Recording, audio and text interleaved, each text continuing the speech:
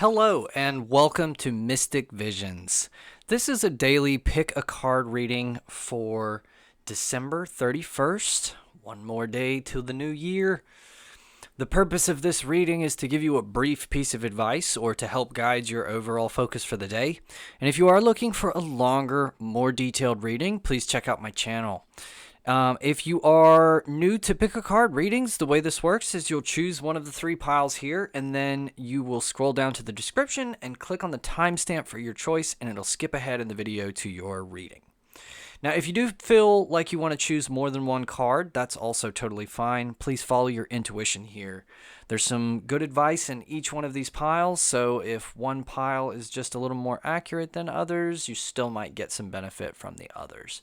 Now, I have also added 3 crystals to help aid in your selection here. And today I have Tiger Eye, this is Honey Calcite, and this is Lemurian Seed Quartz. So I have, I'm going to give you about 30 seconds of silence so you can meditate on your choice if you wish. And then once you have your choices in mind, go ahead and find the timestamp for your choice in the description below. So let's go ahead and start the 30 seconds now.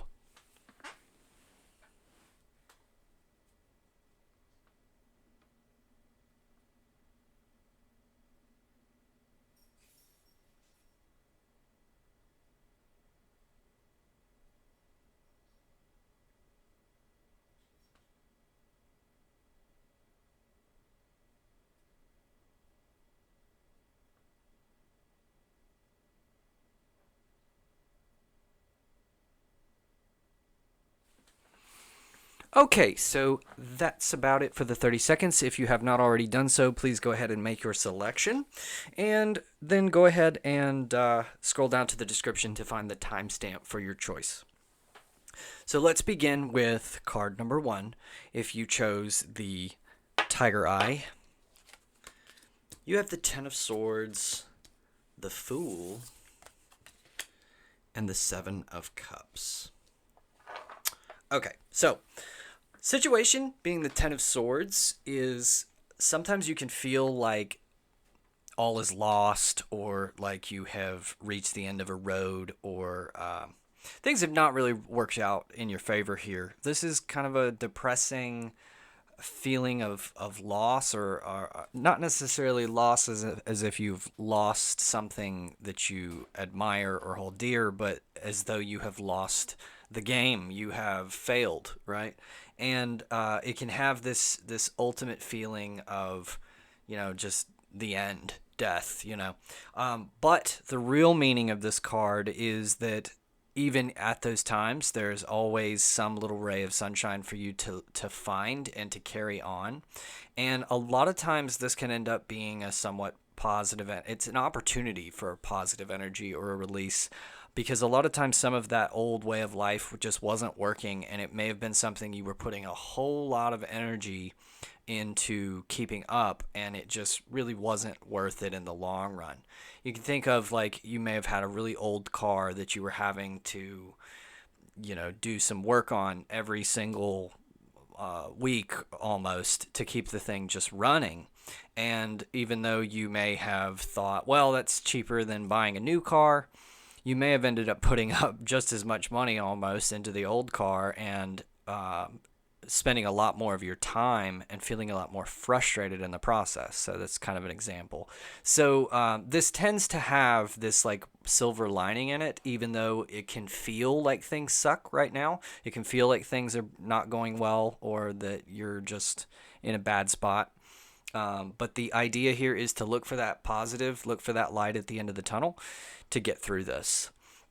Now, what's crossing you or challenging you here is the Fool. So this is asking you to not care so much about the outcome, to like let these things pass away that have not served you or haven't worked out. Allow them to just come and go, and with this energy carrying forward, it's asking you to have a more faithful, sort of open mentality to the situation and think, I don't know what's coming, but I do know that it's probably going to work out just fine. And this is going to be a challenge for you in this situation to adopt this mindset. But the overall message here is to go from this place of like really taking things seriously to having a little bit more of a carefree attitude, something that is a little bit more easygoing, free flowing, and not so much taking things very ultimately seriously. There's a quote here that I would like to share that man suffers because he takes seriously that which the gods intended for play.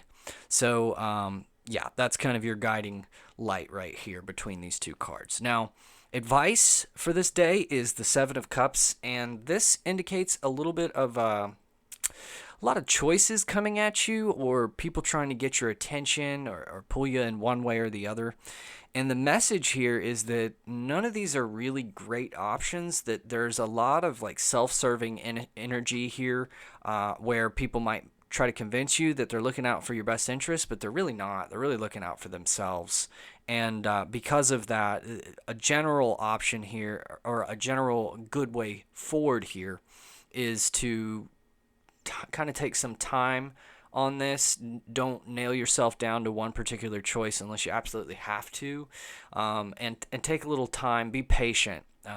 Fall in love with delayed gratification rather than that instant gratification, because there are a lot of things here that are not quite what they seem at first glance. So it's a good time to kind of focus on your mentality, focus on picking your attitude up a little bit, because if you approach these situations and try to make choices in the wrong state of mind, that's when things start to get a little bit dicey. So you want to focus today more on just maintaining that positivity and not so much on acting or making specific choices or things like that.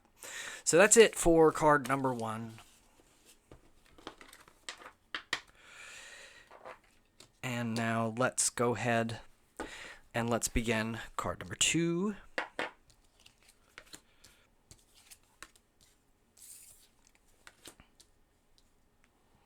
Okay, so you have the Queen of Wands, the Queen of Cups, and the Six of Wands in the reverse.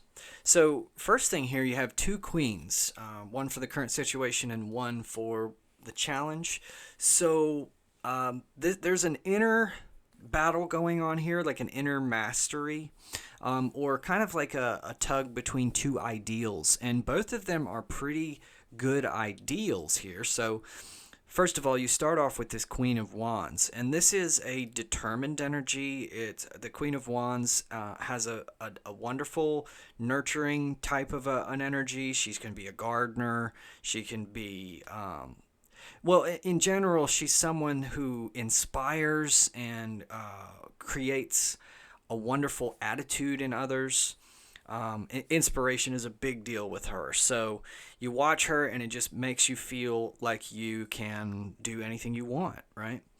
And then what's crossing or challenging is this Queen of Cups, who has a little bit more of an emotional balance. And this is a person who, yes, she feels her emotions and everything, but she, for the most part, has these things under control.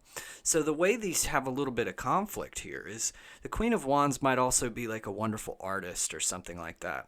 And I've talked to some artists before, and a lot of artists seem to have gone through some really tough times. And I always thought, well, isn't it kind of coincidental that these artists go through these tough times? And I'm always curious whether somebody set out to be an artist before going through those tough times, or if they found art as a way to sort of cope with the things that they had been through.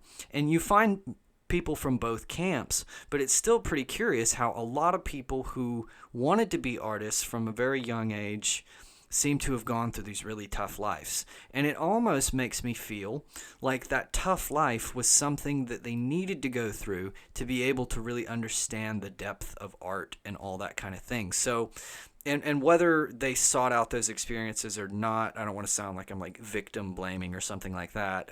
Whether they sought out those experiences or not, the traumas and the understanding of how emotions can overwhelm you are something that's required for you to be able to fully express really provocative ideas. And so if you are going down that road, you're kind of forsaking this feeling of being comfortable and within your emotions and not letting them take you over, not being so passionate that you're kind of like falling apart at the seams at some points. So there's kind of a tug of war between these two ideas. On the one hand, there's more of like an emotional wellness, and then on the other hand, that lack of emotional wellness can drive you in really incredible ways if you can learn how to harness it in a positive direction. So yeah, so the quote that comes to mind when I see the interplay here is, be careful when exercising your demons that you don't get rid of your favorite parts of yourself. So there are some rough parts in life that actually turn out to add a whole lot of quality and character to your life, and it may be something that you actually quite enjoy. And your advice for this situation here is the Six of Wands. This is maybe feeling a little bit unaccomplished, feeling like there's things that you want to do, feeling like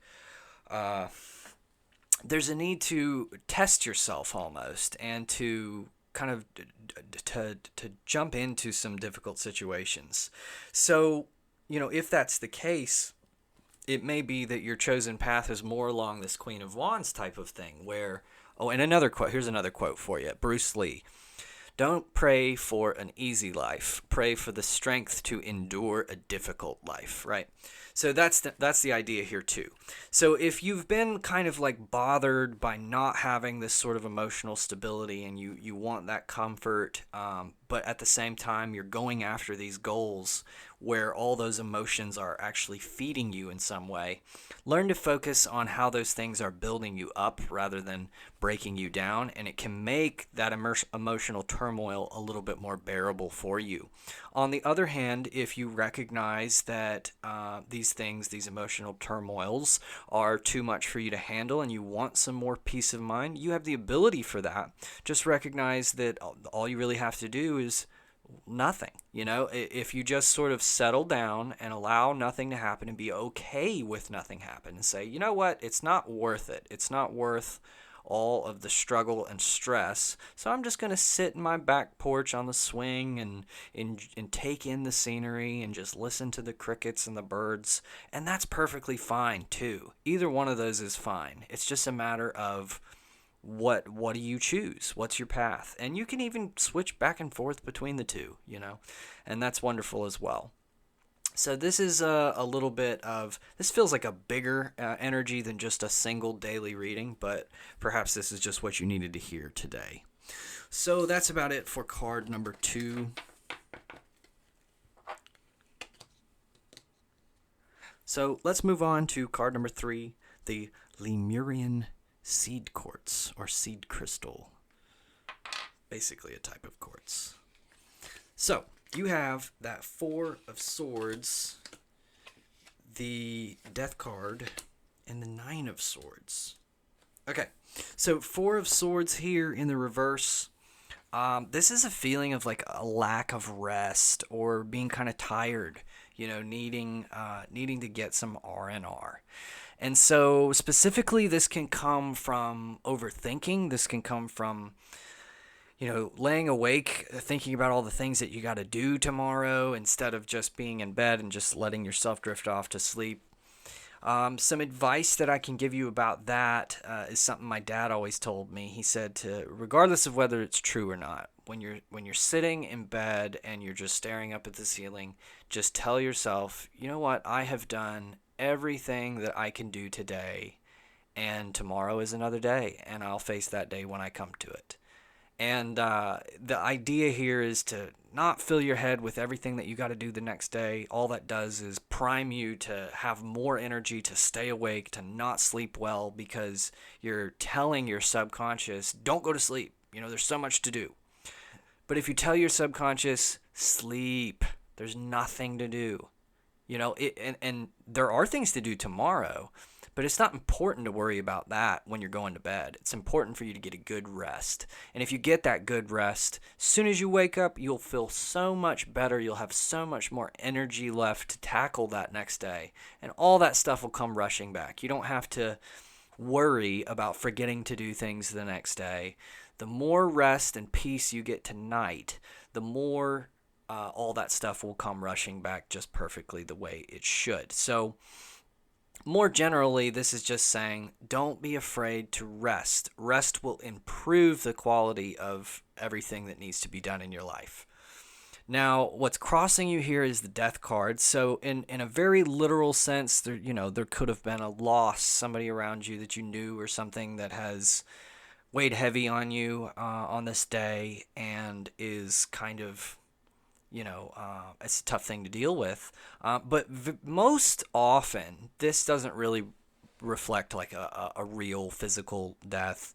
It really talks more about the process of like rebirth. And it's kind of like letting go of an old version of yourself or an old thought paradigm and moving on to something else.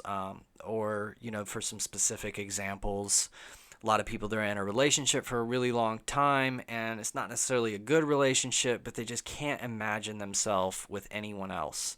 So they just cling to this, lifeless paradigm or image of themselves instead of moving on, right?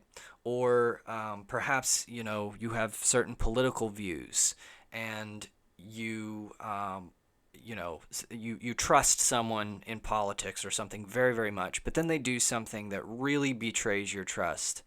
It's very hard to let go of what you thought about that person and to follow a new person or have a new direction. It's difficult to let go of things that you've kind of attached your identity to and then choose a new direction or to be reborn, right?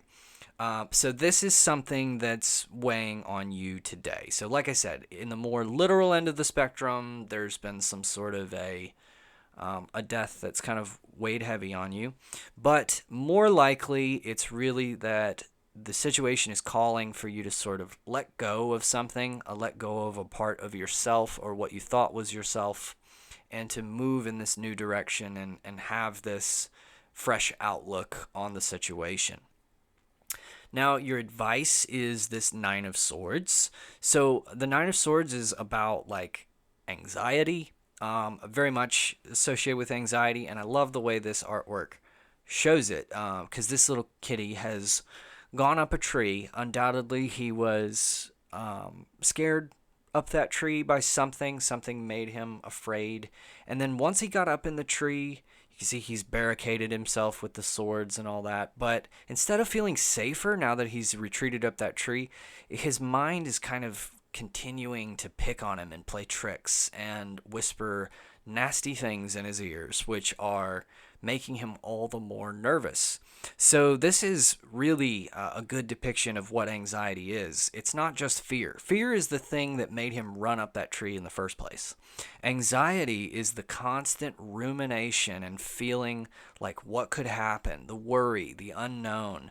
And when it gets really bad, it's like being worried because you're worried, or not. You don't feel right because you feel so depressed or anxious all the time. So that creates additional anxiety. You're like, oh, what if I'm not okay? What if I'm never gonna feel good again? Those types of worries are really something to deal with. So in the advice card here, the way to get out of that is it's like there are two dogs inside you. I know you've heard this before. And one of them represents the light and one of them's the dark. Which are you going to feed? And that's the one that's going to win, right? So you have the power to select what you're focusing on. You don't necessarily have the power to just instantaneously change the way that you're feeling about something or to control the circumstances, but you do have the power to choose what aspect of it you're going to focus on. Even if it's hard, even if you have to manage your focus like moment to moment, you can still look up here at these good things instead of these little evil things that are driving you nuts. Right? So this is the way that you get out of that sort of chronic anxiety or that really hard, mental thing to get through. And it sounds, mundane. It sounds like, well, this is such a big problem. It can't possibly have such a small solution. But it's really, really that simple. It's basically, and some people have severe clinical anxiety or depression and require some medication to be able to get out of this state of mind. But for the vast majority of us, simply adjusting your focus is more than enough to gradually kind of dig you out of that hole that you may have put yourself in. And it's, you get into the situation, you feel worried, you reassure yourself and you tell yourself, well, instead of thinking about what could go wrong, what could go right here? What's the best possible outcome? Maybe that's going to happen, or just simply just focusing even on what's around you and not really judging it or trying to think it's good or bad, but just like looking at what's around you and thinking about just the present moment and not these conspiracy theories in your mind about the present moment, which kind of create all this fear and doubt. So it's as simple as like checking out your fingerprints or your knuckles and feeling the texture of the wood on the desk near you, that kind of stuff. Little adjustments to your focus are the way that you get out of these negative thought patterns. So that's about it for the card number 3. I hope you enjoyed today's daily reading, and please leave me some comments and let me know.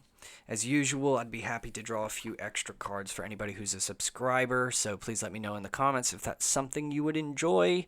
And until tomorrow, this has been Dr. Shiny, and thanks for watching.